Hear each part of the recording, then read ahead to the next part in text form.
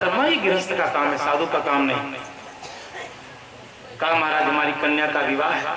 नरसिंह जी ने कहा मैं आपकी कन्या के लिए अपने नाम से कर्जा लेकर के आपको देता हूं, कोई देने वाला मिले। तो एक सेठ ने कहा कि आपके पास क्या है? कहा मेरे पास कुछ नहीं है। कहा सबसे प्रिय वस्तु कोई है? कहा ये राग है। कौन? केदार। कहा मैं केदार राग को ही बंद की रखता हूं, जब तक मैं पैसा आपको नहीं दूंगा तब तक केदार राग गाऊंगा नहीं। केदार राग बंद भी रख दिया। और इधर दुष्ट लोगों ने कहा अरे क्या माला टूटेगी केदार राग गाने पर, ये केवल नाटक करते हैं, पर कच्चा धागा होता है, गाते गाते ऐसे शरीर हिलाते हैं, अपने माला टूट जाती है, बस दूसरे को कहते हैं माला टूट गई, माला टूट गई। देखता हूं कैसे माला टूटती है।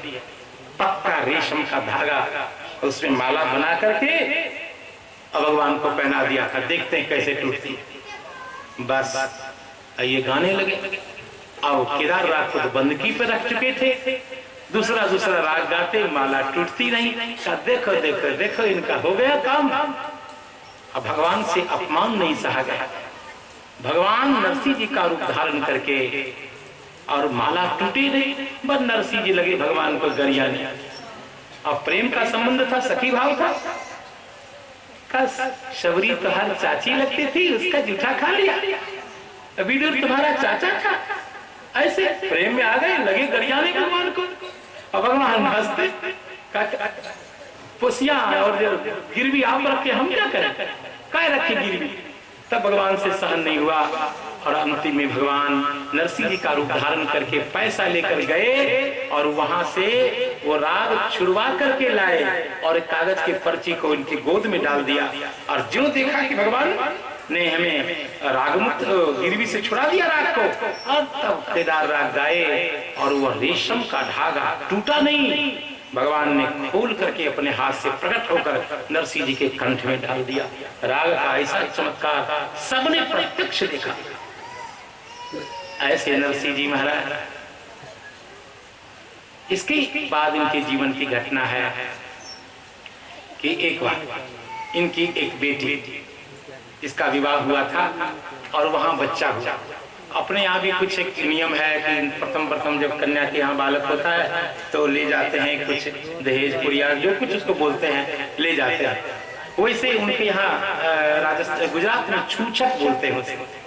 बेटी ने चिट्ठी दिया, पिताजी महाराज आपके यहाँ बच्चा हुआ है और आप कृपा करके पधारें। इसके सास ससुर ने भी ये जानती थी कि मेरे पिताजी तो परम भक्त हैं, उनके पास पैसा आदि तो रहता नहीं।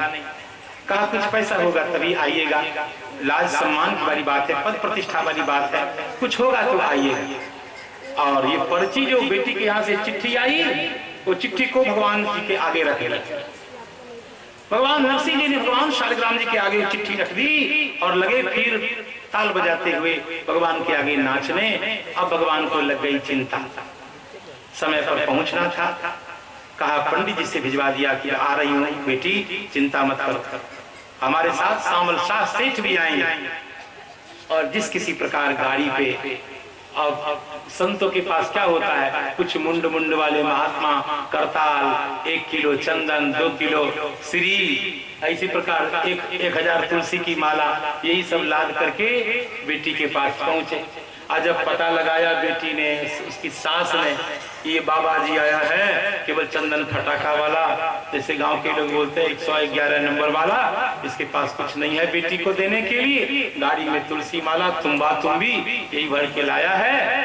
आज तक तो बेटी ने जाना था बाबा क्यों आ गए, आपके पास देने के लिए कुछ नहीं था तो आने की क्या जरूरी थी।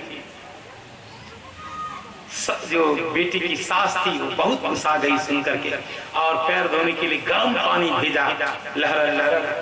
और इन्होंने इसी ऐसा सुंदर कोई राग गाया, मल्हार श्री नरसिंह मेहता। वर्षा हो गई, गर्म जल ठंडा हो गया, चरण प्रक्षालन स्नान हुआ और बेटी से को कहलाया, भिजवा दिया कि बेटी चिंता मत करो, हमारे साथ सांवल सेठ आए हुए हैं, तुम अपनी सास से कहो क्या क्या चाहिए, सारी सामग्री की सूची लिख करके दे। गुस्सा तो गई थी सास ससुर सब गुस्साए हुए थे।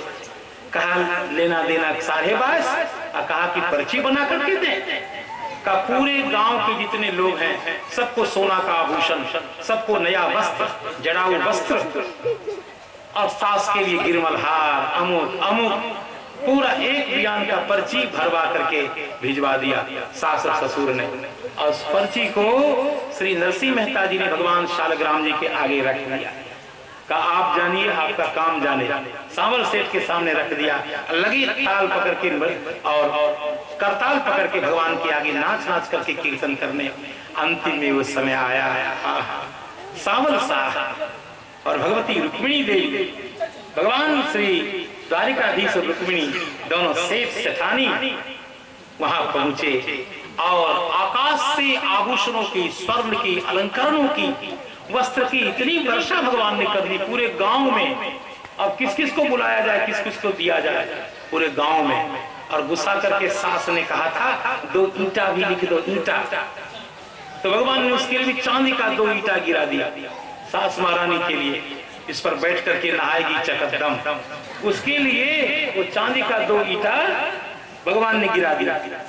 एक कोई दूसरे यहाँ गई, घर दूसरे नैहर गई थी, वो जब आई कहा ऐसा हुआ, सबको दिया गया, मैं तो चली गई थी, मैं तो गांव में ही हूँ, फिर मेरे लिए। तो उसके लिए उनकी बेटी ने कहा कि बाबा एक बार भगवान को बुलाओ, सांवल सेठ को। और फिर नरसिंह जी ने भगवान को बुलाया और भगवान ने उसके लिए भी सब कुछ दिया। उनकी लज्जा रखी। सांवल शाह सेठ ने नरसिंह जी के बदले हाथ भर करके उनकी आन बान शान की रक्षा की। एक और मंजिल कथा है, इनकी दोनों बेटी घर पे रहने लग गई और खूब कीर्तन करती, नाचती गाती, बेटी के साथ नाचते गाते कीर्तन करते। गांव के लोग, पूजा पुजारी, पंडित लोग कहने लगे कि कैसा है, महिलाओं के साथ नाचा जाता है। राजा को शिकायत कर दी। राजा इनको पकड़ के जेल में देने को उद्यत हुआ और नाचते गाते ये जेल तक पहुंचे और कहे कि किसने हमारी आलोचना की है। पंडितों ने निंदा की। का भागवत ग्रंथ दिखा करके बताया, लिखा हुआ है मथुरा के 24 लोगों की पत्नी ने भगवान कृष्ण को रिझा लिया है। देखो भागवत ग्रंथ प्रमाण है। श्लोक खोल करके दिखा दिया और सब पंडितों के मुख पीले हो गए। कहा पंडित लोग माला घुमाते रह गए और पंडितानी ने भगवान नंद नंदन को प्राप्त किया और बाद में ये लोग धिक्कारने लगे छाती कूटकर, त्रिव्रतम विद्याम, त्रिवृत हमारी विद्या, हमारे कुल, हमारी सारी विद्या को धिक्कार है। और इनका न जनेऊ हुआ, न गुरुकुल में वास हुआ, न कोई संस्कार है, तो भगवान नंद नंदन को प्राप्त किया। स्त्री को भजन करने से, कीर्तन करने से, नाचने से कहाँ मना है। ये कथा वर्णित है और अनेक कथा श्री नरसिंह जी महाराज के जीवन की कथा है। मैं क्या बताऊं, समय बहुत अधिक हो गया है। अभी मैं नरसिंह जी के चरित्र को प्रणाम कर रहा हूं। एक बार ऐसा हुआ कि नरसिंह जी के बेटा को देखने के लिए एक बरतुहार है। बरतुहार तो अच्छे योग्य बालक को देखने के लिए आया, लेकिन इन्हीं का बेटा पसंद आ गया। पहले जमाने में पंडित जाते थे, पुरोहित जाते थे लड़के को पसंद करने के लिए, और पुरोहित जाकर इन्हीं के बेटे को टीका कर दिया राजा की कन्या के लिए। और बाद में राजा को पता लगा कि नरसिंह जी के बेटे को पसंद कर लिया, उसके पास क्या है। राजा ने डांटा फटकारा पुरोहित को, तो पुरोहित ने कहा हमारा अंगूठा काट लो, और क्या कर सकते, मैंने इसी अंगूठे से बालक को तिलक कर दिया है। कहा कोई बात। और तब नरसिंह मेहता की जब बारात सजी तो भगवान स्वयं द्वारिकाधीश और रुक्मिणी माता ने लड़के को सजाया और स्वयं बारात ऐसी धूमधाम से निकली। जब समधी के स्थान पर, समधी के भाई के स्थान पर भगवान द्वारिकाधीश स्वयं गए, ऐसी सज धज करके बारात गई कि उस बारात के घोड़े को खिलाने के लिए चारा उस राजा के पास जब नहीं जुड़ा, तब नरसिंह जी के चरणों में लौट गया राजा। कहा आप हमारी लाज रख लीजिए। कहा मैं थोड़ी कुछ करता हूँ, मैं तो सीताराम सीताराम करने वाला आदमी हूँ। और हमारे जो सांवल शाह हैं सेठ, उनके चरणों में गिरो जा करके, और भगवान ने उसकी लज्जा रखी। तो कन्या पक्ष से भी और वर पक्ष से भी दोनों तरफ से भगवान ने व्यवस्था की और खूब धूमधाम से विवाह हुआ। भगवान सब कुछ करते हैं। अभी देखो ना, कुछ दिन पहले मेरी कन्या का विवाह होगा, हम हर्राटे ले रहे, झूठ बोल रहा हूं तो बताना, हमारे परिवार के लोग बैठे हुए जानते हैं सब लोग। मैं एक दिन भी लड़के को देखने के लिए नहीं गया, और भगवान ने जगा करके और लड़के को देखकर पूरी व्यवस्था की। मेरे पास घर के लोग सब जानते हैं, और पूरी व्यवस्था लड़की वाले। हमने कहा भैया पैसा कोरी लेने का विचार है? कहा नहीं, एक नया पैसा नहीं। हमको लगा जब ऐसा संतोषी है, ये देने लायक आदमी, इसको देना चाहिए। उन्हें कहा बस आप आ जाइए, और आपके भोजन की, ठहरने की, रहने की, हमारी बाल भी बैठी है, वो भी गई थी, सब व्यवस्था उसने की। और मैं कुटुंब के समान गया अपनी कन्या को लेकर, और सारी व्यवस्था उसने की। भगवान के भरोसे रहोगे तो भगवान सब कुछ करेंगे, और अपनी होशियारी करोगे तो भगवान सोचेंगे होशियार है ये है, हम काहे टेंशन करें, अपने करो। श्री वृंदावन बिहारी लाल की। भगवान नाम संकीर्तन और अभिवाणी को विराम। सीताराम जय सीताराम, राधे श्याम जय राधे श्याम, सीताराम जय सीताराम,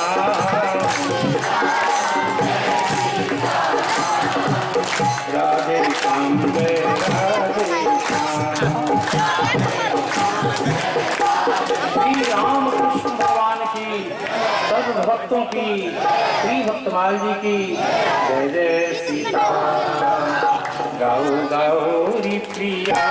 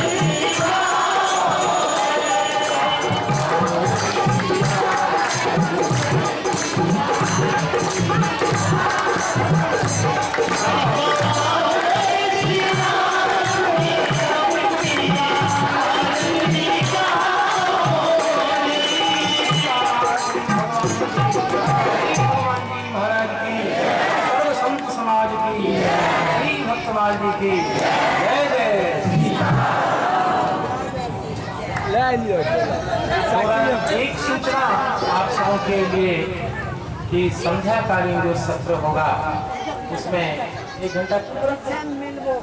घंटा पूर्व से विचार है, क्योंकि श्री महाराज जी भी पधारेंगे और इसीलिए ये इच्छा है कि साधु संतों का